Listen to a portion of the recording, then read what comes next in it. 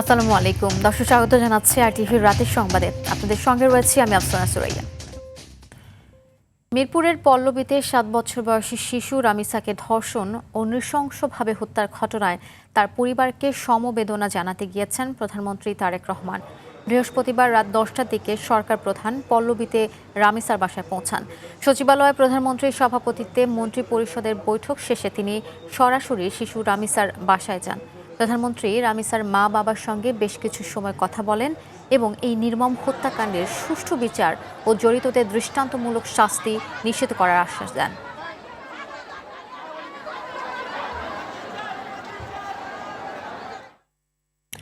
রাজধানীর পল্লবীতে 7 বছরের শিশু রামিসাকে ধর্ষণের পর নৃশংসভাবে হত্যার ঘটনায় 1 সপ্তাহের মধ্যে তদন্ত প্রতিবেদন জমা দিতে ডিএমপি কমিশনারকে নির্দেশ দিয়েছেন আইনমন্ত্রী মোহাম্মদ আসিদুজ্জামান। হত্যাকাণ্ডে দৃষ্টান্তমূলক বিচারিক প্রক্রিয়া দ্রুতই শেষ করা হবে বলে জানিয়েছেন স্বরাষ্ট্রমন্ত্রী সালাউদ্দিন আহমদ। সচিবালয়ে সাংবাদিকদের এসব কথা জানান তারা। এদিকে রামিসা হত্যায় জড়িতদের সর্বোচ্চ শাস্তির দাবিতে সারা দেশে বিক্ষোভ ও প্রতিবাদ সমাবেশ হয়েছে। বিস্তারিত বিল্লাল হোসেনের রিপোর্টে। রাজধানীর পল্লবীতে ধর্ষণ, পাশবিক নির্যাতন করে ছোট্ট শিশু রামিসা হত্যাকাণ্ডের ঘটনায় ক্ষোভে ফুঁসে উঠেছে এলাকাবাসী সহ পুরো দেশ। জনসম্মুখে বিচার ও দোষীদের দ্রুত ফাঁসির দাবিতে বিক্ষোভ করেন তারা। আমরা সর্বোচ্চ কঠোর শাস্তি চাই এখানে, এবং এটা আমি জানি আমাদের আইনমন্ত্রী অলরেডি বলেছেন, প্রধানমন্ত্রীর পক্ষ থেকেও এটা বলা হচ্ছে যে এইখানে দৃষ্টান্তমূলক শাস্তি হবে। এই অবস্থায় শিশু রামিসা হত্যার বিচার করে দৃষ্টান্ত স্থাপনের কথা জানিয়ে আইনমন্ত্রী আসাদুজ্জামান বলেন, নারী ও শিশু নির্যাতন দমন ট্রাইব্যুনালে বিচার হবে। রামিসারটা তার বাবার যে কষ্টের কথা, সেটা আমাদের সবারই কষ্টের কথা। আমাদের পক্ষ থেকে এই বিচার প্রক্রিয়াটাকে সামনের দিকে দ্রুত সম্পন্ন করার জন্য যা কিছু করা সম্ভব আমরা সবটুকুই করব। পুলিশ কমিশনারকে টেলিফোন করে বলেছি।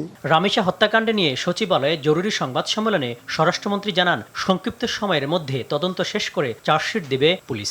164 স্টেটমেন্ট দিয়েছে, জবানবন্দি দিয়েছে মূল আসামি। আমরা এটুকু এসিউরেন্স দিতে পারি, আমাদের পক্ষ থেকে সংক্ষিপ্ত সময়ের ভিতরে সুষ্ঠু তদন্ত করে চার্জশিট দাখিল করা হবে। বিচারের দায়িত্ব আদালতের। স্বরাষ্ট্রমন্ত্রী আরো বলেন, তনু হত্যা সহ বিভিন্ন ধর্ষণ মামলায় ব্যবস্থা নেওয়া হচ্ছে। তনু হত্যা মামলার একজন আসামি আমরা অ্যারেস্ট করে তার সাথে ডিএনএ ম্যাচিং করার বিষয়টা এখন প্রক্রিয়ায়।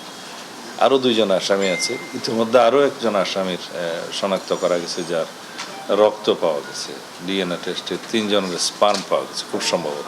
এদিকে অ্যাটর্নি জেনারেল রুহুল কুদ্দুস কাজল বলেন, শিশু রামিসা হত্যার বিচার দ্রুত হলে বিচার বিভাগের প্রতি মানুষের আস্থা তৈরি হবে। এইরকম মর্মান্তিক ঘটনার দ্রুত বিচার রাষ্ট্রের পক্ষ থেকে হলে আমি মনে করি যে আগামী দিনে এই ধরনের ঘটনা পুনরাবৃত্তি ঘটা থেকে আমরা রক্ষা পাবো। বুধবার রাতে মুন্সিগঞ্জে সিরাজদি খানের জানাজা শেষে পারিবারিক কবরস্থানে রামিসার দাফন সম্পন্ন হয়। বিল্লাল হোসেন, RTV, ঢাকা। প্রধানমন্ত্রী তারেক রহমানের সভাপতিত্বে মন্ত্রী পরিষদের সভা অনুষ্ঠিত হয়েছে। প্রধানমন্ত্রীর প্রেস উইং থেকে এই তথ্য জানানো হয়েছে। সন্ধ্যায় বাংলাদেশ সচিবালয়ের মন্ত্রী পরিষদ বিভাগের জনপ্রশাসন সভাকক্ষে এই সভা শুরু হয়। সভায় সরকারের বিভিন্ন প্রশাসনিক ও নীতি নির্ধারণী বিষয় নিয়ে আলোচনা করা হয়। এ নিয়ে সরকারের মন্ত্রিসভার 8ম বৈঠক অনুষ্ঠিত হয়েছে।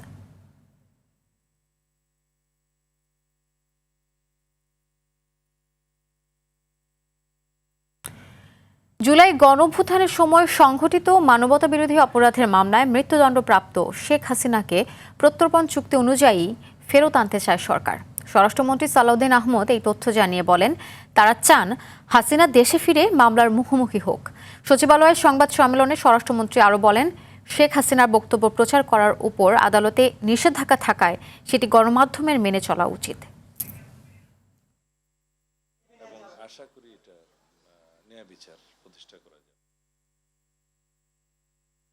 আমরা তো তাকে ফেরত চাই, আইনিভাবে চাই। পররাষ্ট্র মন্ত্রণালয়ের মাধ্যমে আমরা অনুরোধ করেছি, এক্সট্রাডিশন চুক্তি অনুসারে অনুরোধ করেছি, আমরা শেখ হাসিনাকে ফেরত চাই এবং আমরা চাই তিনি মামলা ফেস করুন। আদালতের নিষেধাজ্ঞা থাকলে সেটা গণমাধ্যমের ফলো করা উচিত।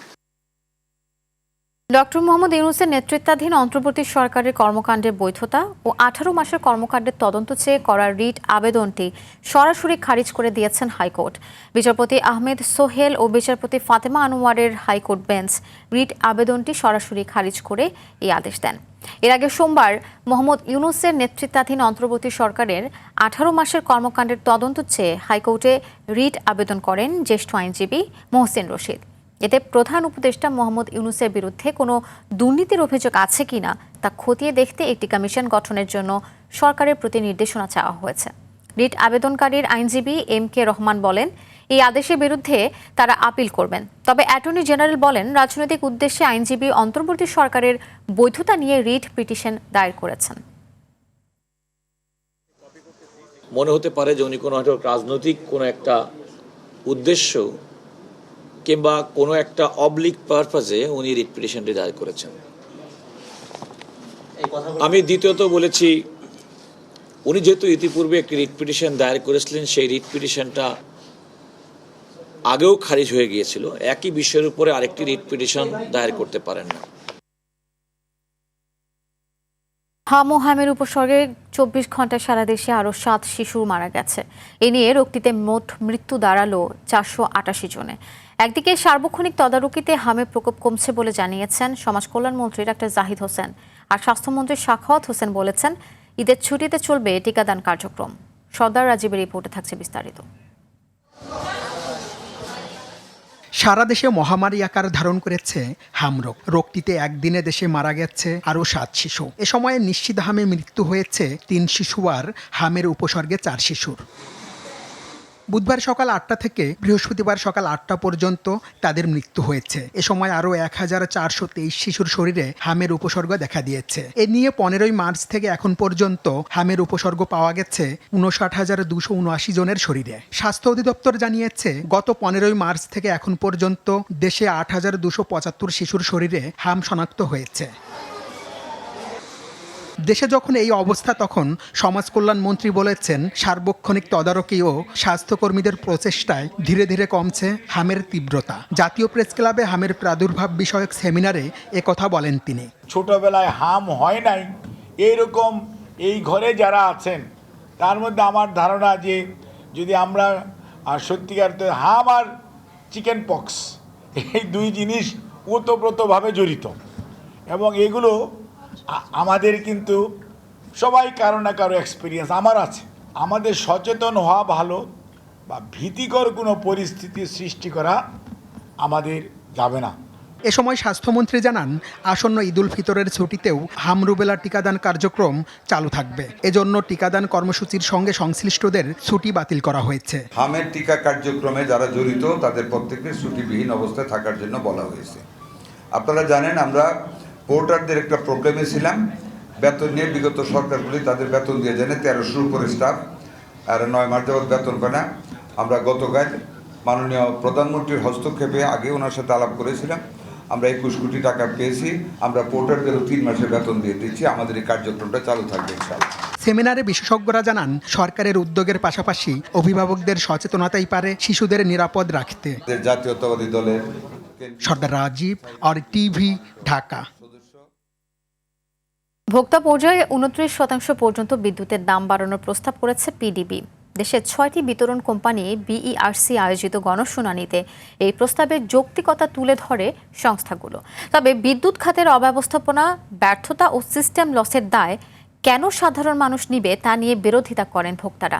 এই বিষয়ে আরও জানাচ্ছেন বিপুল দেবরায়। ভোক্তা পর্যায়ে বিদ্যুতের দাম নতুন করে বাড়ানোর প্রক্রিয়া শুরু হয়েছে। দেশের 6টি বিদ্যুৎ বিতরণ কোম্পানি দেয়া দাম বৃদ্ধির প্রস্তাবের উপর কেআইবি মিলনায়তনে বুধবার থেকে গণশুনানি করেছে বাংলাদেশ এনার্জি রেগুলেটরি কমিশন।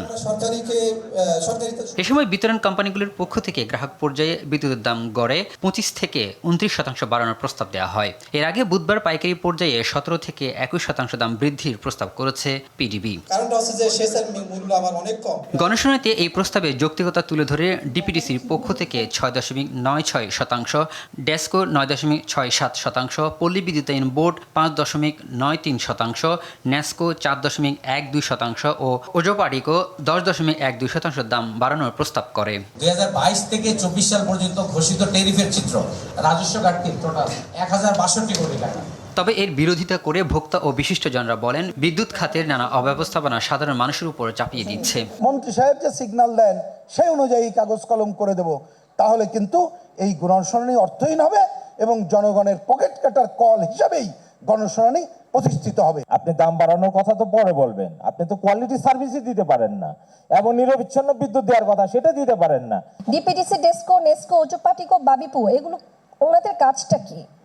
শুধু আমি এসে এখানে দেখাবো যে আমার এখানে করাপশন হয়েছে, হয়েছে, আমার ঘাটতি আছে, আপনি আমাকে দেন। ঘাটতিটা কেন হলো সেই কারণটা কি আপনারা একবার খুঁজে দেখেছেন? জনগণের স্বার্থ ঠিক রেখে বাংলাদেশ এনার্জি রেগুলেটরি কমিশন কাজ করে বলে জানান বিইআরসির চেয়ারম্যান। আমরা আপনাদের বক্তব্য গুরুত্বের সঙ্গে দেখব এবং শুনব, এবং তারপর আমরা কমিশনের পক্ষ থেকে যে সিদ্ধান্ত উপযুক্ত মনে হয় সে ধরনের সিদ্ধান্ত আমরা প্রদান করব। কমিশনের অন্যতম দায়িত্ব, প্রধান দায়িত্ব ভোক্তার স্বার্থ দেখা। নিঃসন্দেহে আমরা এটা থেকে বিচ্যুত হব না। 2 দিনের গণশুনানির সিদ্ধান্ত পর্যালোচনা করে পরবর্তীতে বিদ্যুতের দাম নির্ধারণ করা হবে বলে জানান তিনি। সকল পক্ষের এই গঠনমূলক অংশগ্রহণের। বিপুল দেবরাই, RTV, ঢাকা। সমাজের নানা ধরনের অপকর্ম করে জামায়াত সরকারের উপর তা চাপিয়ে দেওয়ার চেষ্টা করছে বলে অভিযোগ করেছেন বিএনপির ভাইস চেয়ারম্যান শামসুজ্জামান দুদু। দুপুরে জাতীয় প্রেস ক্লাবে জাতীয়তাবাদী ফার্মেসি অ্যাসোসিয়েশন আয়োজিত আলোচনা সভায় তিনি এ অভিযোগ করেন। জামায়াত মিথ্যা ছাড়া ভালো কিছু চিন্তা করতে পারে না মন্তব্য করে তিনি আরও অভিযোগ করেন, সংগঠনটি বিশ্ববিদ্যালয়ের পরিবেশ অস্থির করার চেষ্টা করছে।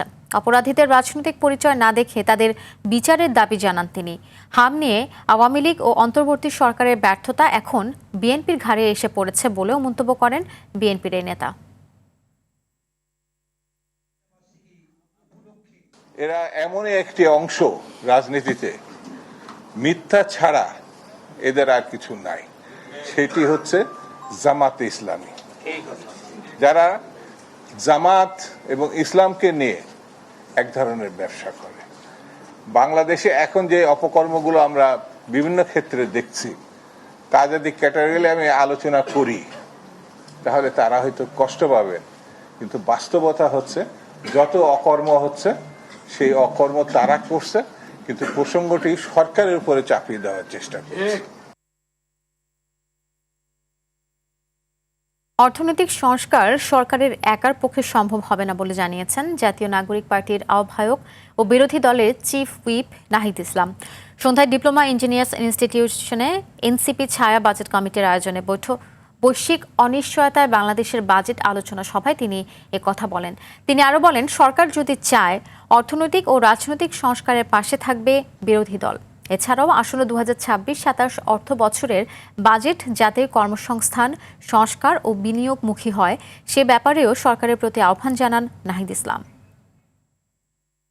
সরকারের যে পরিস্থিতি মনে হচ্ছে যে এই সরকারের এসালম কি হবে, এই সরকারের সালমান এফ রহমান কি হবে, এইটার একটা প্রতিযোগিতা শুরু হয়েছে। বর্তমান সরকার তারা এর আগে বলেছে নির্বাচিত সরকার আসলেই সকল ট্রাস্ট চলে আসবে এবং বিদেশি বিনিয়োগ হুড়হুড় করে আসা শুরু করবে। কিন্তু আমরা দেখলাম ডক্টর ইউনূস যতটুক সক্ষমতা দেখিয়েছে আন্তর্জাতিকভাবে বিভিন্ন সম্পর্ক স্থাপন এবং বাংলাদেশে টাকা আনার ক্ষেত্রে, এই সরকার কিন্তু কোনো একটা দেশ থেকে এখন পর্যন্ত দাওয়াত পর্যন্ত পায়নি। বর্তমান প্রেক্ষাপটে এমনিতেই তৈরি পোশাকের ক্রয়াদেশ কমিয়ে দিয়েছেন ক্রেতারা। জ্বালানি সংকট ও এনবিআর ব্যাংকের অসহযোগিতা পরিস্থিতিকে আরও ঘোলাটে করে ফেলেছে বলে দাবি বিকেএমইএ নেতাদের। রাজধানীর একটি হোটেলে আয়োজিত সংবাদ সম্মেলনে সংগঠনটির নেতারা সার্কুলার ইকোনমির সামনে রেখে আধুনিক প্রযুক্তির ব্যবহারে উদ্যোক্তাদের পরামর্শ দেন। বুধবার থেকে শুরু হওয়া 4 দিনব্যাপী বিটিকেজি মেলায় প্রায় 30 দেশের 1000-এর বেশি প্রতিষ্ঠান অংশ নিয়েছে।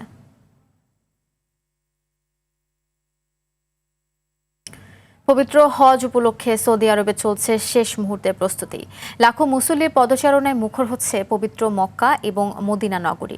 বাংলাদেশ থেকে এবছর মোট ৭৮,৫০০ জন হজযাত্রী সৌদি আরবে যাবেন হজ পালনে। বাংলাদেশ হজ মিশনের সার্বিক প্রস্তুতি দেখতে ইতিমধ্যেই মক্কায় পৌঁছেছেন ধর্মমন্ত্রী। এদিকে এবারও বাংলাসহ 50 ভাষায় প্রচার হবে পবিত্র হজের খুতবা। সৌদি আরবের জেদ্দা প্রতিনিধি হানিস সরকার উজ্জ্বলে পাঠানো তথ্যছবিতে এ বিষয়ে আরও জানাচ্ছেন ইমরুল হাসান।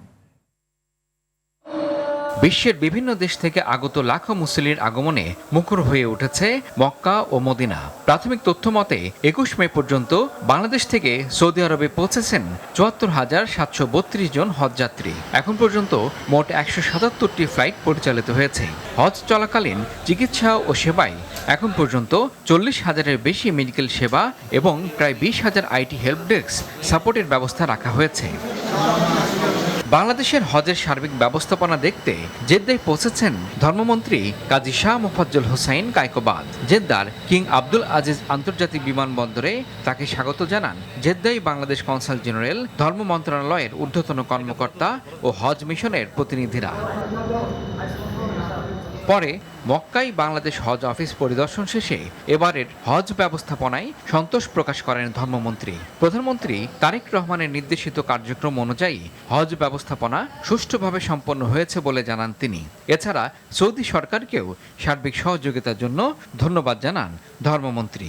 সৌদি সরকার যেভাবে যে আন্তরিকতার সহিত হজের খেদমত করতেছে, আমরা সারা বিশ্বের মুসলমানরা ওনাদের কাছে কৃতজ্ঞ। এদিকে বাংলাদেশ হজ মিশন জানিয়েছে এবছর মোট ৭৮,৫০০ জন হজযাত্রী সৌদি আরবে আসার কথা রয়েছে। এর মধ্যে সরকারি কোটায় ৪,৫৬৫ জন এবং বেসরকারি ব্যবস্থাপনায় ৭৩,৯৩৫ জন। হজ শেষে আগামী ৩০ মে থেকে ফিরতি ফ্লাইট শুরু হবে এবং ৩০ জুন পর্যন্ত চলবে এই কার্যক্রম। সৌদি আরবের মসজিদুল হারাম ও মসজিদুল নববীর জেনারেল প্রেসিডেন্সি বিভাগ জানিয়েছে এবছর আরাফাতের ময়দান থেকে হজের খুতবার অনুবাদ প্রচারিত হবে বাংলাসহ বিশ্বের 50টি ভাষায়।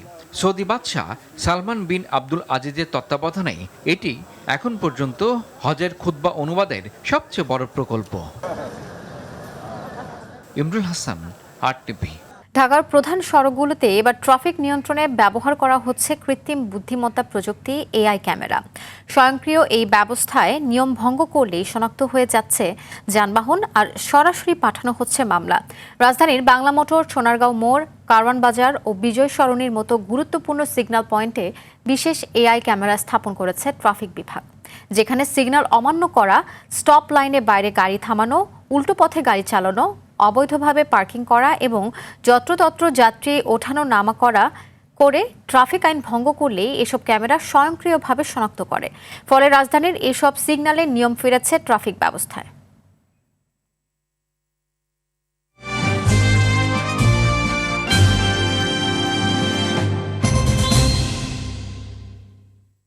ন্যাশনাল লাইফ ইন্স্যুরেন্স আন্তর্জাতিক সংবাদ। ভারত বাংলাদেশ যৌথ নদী কমিশনের 90তম বৈঠক আজ থেকে শুরু হয়েছে। বাংলাদেশ থেকে ভারতে যাওয়া যৌথ নদী কমিশনের 6 সদস্যের প্রতিনিধি দল এরই মধ্যে ফারাক্কা ব্যারেজ ও গঙ্গার পানি প্রবাহ পরিস্থিতি সরেজমিনে পরিদর্শন করেছে। প্রতিনিধি দলে রয়েছেন বাংলাদেশের যৌথ নদী কমিশন, পানি উন্নয়ন বোর্ড, পানি সম্পদ মন্ত্রণালয় ও পররাষ্ট্র মন্ত্রণালয়ের কর্মকর্তারা। ভারতের পক্ষ থেকে আছেন কেন্দ্রীয় জল কমিশন, জলশক্তি মন্ত্রণালয় এবং পশ্চিমবঙ্গ সরকারের সেচ দপ্তরের আধিকারিকরা।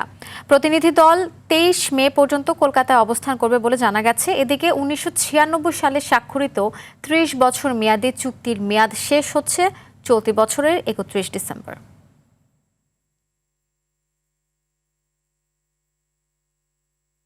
বাংলাদেশি অনুপ্রবেশকারী ধরা পড়লে আদালতে পেশ না করে বরং সীমান্তে পাঠিয়ে দিতে নির্দেশ দিয়েছেন পশ্চিমবঙ্গের নবনির্বাচিত মুখ্যমন্ত্রী শুভেন্দু অধিকারী। বৃহস্পতিবার হাওড়ার প্রশাসনিক বৈঠক শেষে পুলিশ ও RPF-কে এমনটাই নির্দেশ দেন তিনি। এর আগে বুধবারই নবান্ন থেকে এই সংক্রান্ত নির্দেশ দিয়েছিলেন তিনি। এছাড়া প্রতি সপ্তাহে কতজন অনুপ্রবেশকারী ধরা পড়ছেন সেই হিসাবও নিজের কাছে রাখতে চাইছেন মুখ্যমন্ত্রী।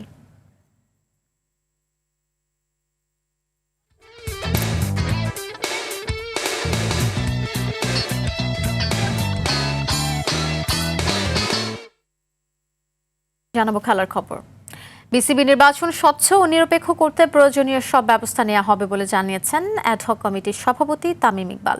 সবকিছু ঠিকঠাক থাকলে আগামী মাসের 7 তারিখ নির্বাচন অনুষ্ঠিত হতে যাচ্ছে। তফসিল অনুযায়ী মনোনয়ন জমার দিন বৃহস্পতিবার সকাল থেকেই মিরপুরের বিসিবি কার্যালয়ে আসতে থাকেন বিভিন্ন ক্লাবের কাউন্সিলর ও কর্মকর্তারা। বিস্তারিত মুমসাদ দিনুরের রিপোর্টে। তামিম ইকবালের নেতৃত্বাধীন অ্যাডহক কমিটির প্রতিশ্রুতি অনুযায়ী শুরু হয়েছে বিসিবি নির্বাচনের আনুষ্ঠানিক কার্যক্রম। তফসিল অনুযায়ী বৃহস্পতিবার মনোনয়নপত্র জমার দিনে ক্রিকেট বোর্ডে একে একে হাজির হন বিভিন্ন ক্লাব কর্মকর্তা ও বিসিবির কাউন্সিলররা।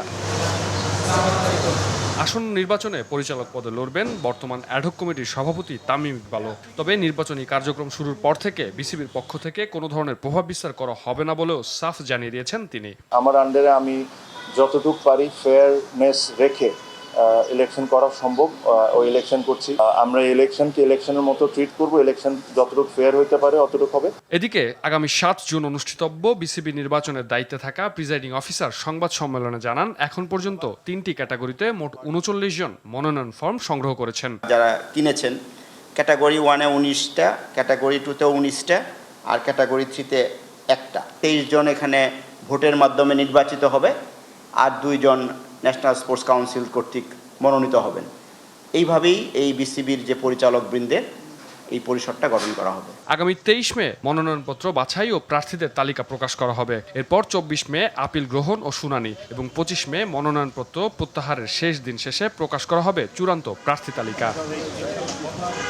এদিকে শেরেবাংলা ক্রিকেট স্টেডিয়ামে আধুনিক জিমনেশিয়াম ও সুইমিং পুল নির্মাণের উদ্যোগও নেওয়া হয়েছে বলে জানান তামিম। পাকিস্তানকে হারিয়ে পাওয়া বোনাসের অর্থ দীর্ঘমেয়াদী বিনিয়োগ হিসেবে বিসিবিতেই ফেরত দিয়েছেন ক্রিকেটাররা। ওরা বলছে যে ভাইয়া বোনাস আমাদের দরকার নেই, বাট আপনি যদি একটা খুব সুন্দর করে একদম best of the best facilities দিয়ে জিমটা আর সাথে সুইমিং পুলটা যদি করে দেন তাহলে আমরা এটা আমাদের বোনাস হিসাবে কাউন্ট করে নিব। মুমসাদ দিনুরি, RTV, ঢাকা।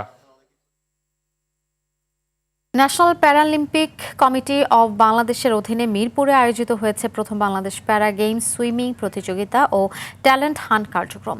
বিভিন্ন ক্যাটাগরিতে প্রায় 100 জন প্যারা সুইমার অ্যাথলেট এতে অংশ নেন। 50 মিটার ফ্রি স্টাইল ও ব্রেক স্ট্রোকে স্বর্ণপদক জেতেন সুমাইয়া আক্তার। এই ক্যাটাগরিতে রৌপ্য জেতেন রজনী খাতুন ও ব্রোঞ্জ জেতেন শ্যামলী খাতুন। এছাড়াও ব্রেক স্ট্রোকে পুরুষ বিভাগের 50 মিটারের সোনা জিতেছেন সাকুর ইসলাম। দর্শক, রাতের সংবাদ এ পর্যন্তই। মধ্যরাতের সংবাদ 1টায় দেখার আমন্ত্রণ রইল। ধন্যবাদ সবাইকে।